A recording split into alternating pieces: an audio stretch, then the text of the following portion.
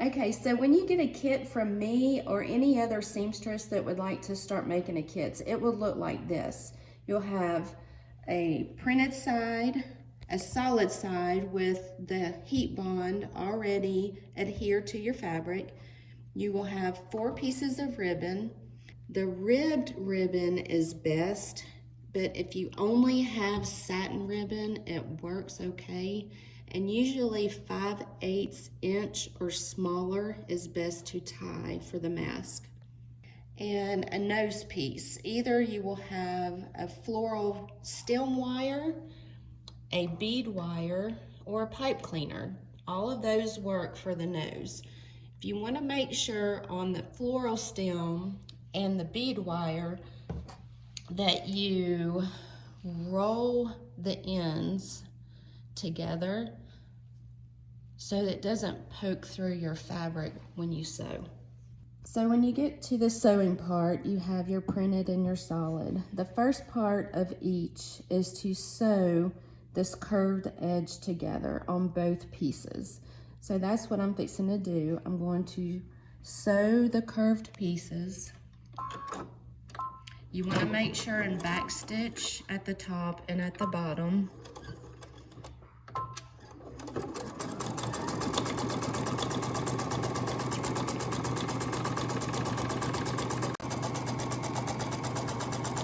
So I'm finishing up my second piece of my fabric on the curved side. And this is what your pieces will look like when they're opened. It will have the arch in the center, which arches for your nose and your chin. So now that we're at our sewing machine, I'm going to show you how to attach your ribbon to your mask. You want to take the inner parts that you sewn, which have the heat bond attached to your fabric. That is going to be the inner part of the mask that is closest to your face. So you want to go to the right side of that and attach your ribbon. The way you're going to attach it is you're going to put it on your mask a half inch or so down from the corner. You don't want to go right in the corner because you're going to sew all that closed. So you want to come down a good half inch or so from the top, and then you're going to attach the one at the bottom just like that.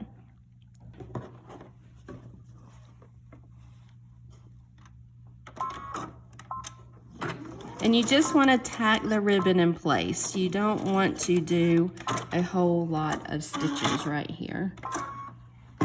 Okay, so here we have all 4 of our ribbons attached to the right side of the mask. What you want to do next is you want to drape your ribbons to one side of the mask. Then you're going to take your front side of your mask, which is usually your printed side, and you're going to lay the right side of the mask to the right side of the inside mask. So you're going to lay that on top and line it up.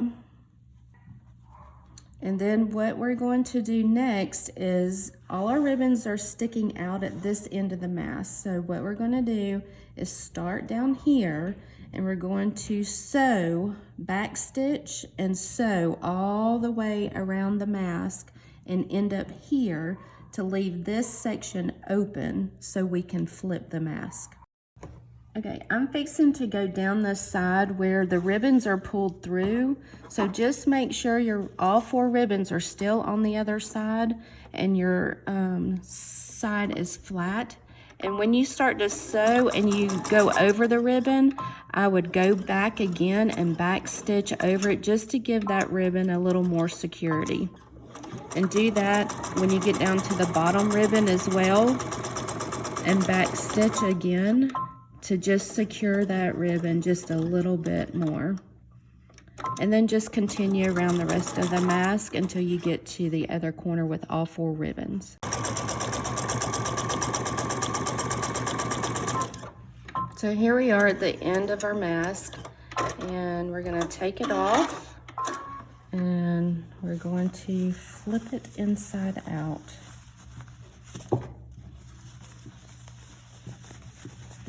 So when you flip it, just push your corners all the way out while your fingers are already in there on the other side, and then grab it and pull. And there's your mask. Okay, so just a reminder, our next step is the nose piece, and you do have your options. I'm going to use the floral stem wire this time, but you do have your bead and your pipe cleaner as well. They are 4 inches long, so about 2 inches on each side of the nose piece. So we are going to measure, we're going to put 2 inches in the center. So that would make me start my sewing over here. So I'm going to do a down stitch right here so that my wire has a stopping point. So I'm going to give it like about 3 stitches, and then back stitch, and then another 3 stitches and back stitch again. And then I'm going to go ahead and sew a little bit down so my wire won't slip into the mask, that it has a little bit of a channel. So then just put your foot down about a 1/4 inch in and start sewing a little channel for your wire. Back stitch 1 stitch just so it won't unravel. Okay, so what I've done is you use your opening and you thread your nose piece into the channel that you have sewn, and then you will continue to close off your channel. So go back to where you started your channel, and just you want to go all the way up and around to the other side to close in your nose piece. You can feel the wire as you're sewing. As you see, I just went off, and that's okay. And then you just go back up like you started to seal the wire into its channel.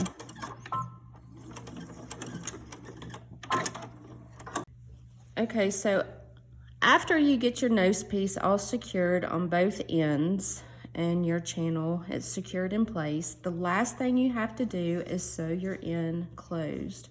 So you just fold it in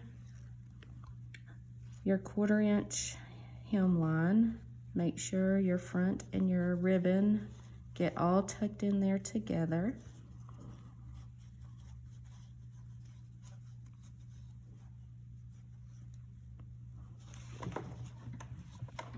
Pull your ribbon so that it's straight on each end. And like I say, you can pin if you need to, or use your clips.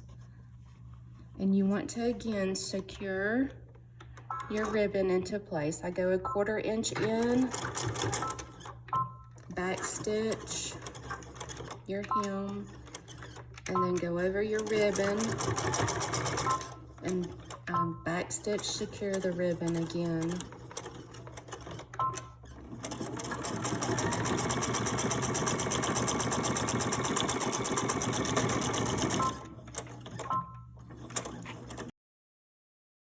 So now that we're down at the bottom of securing the end, the last part of our ribbon, you want to back stitch to secure very well.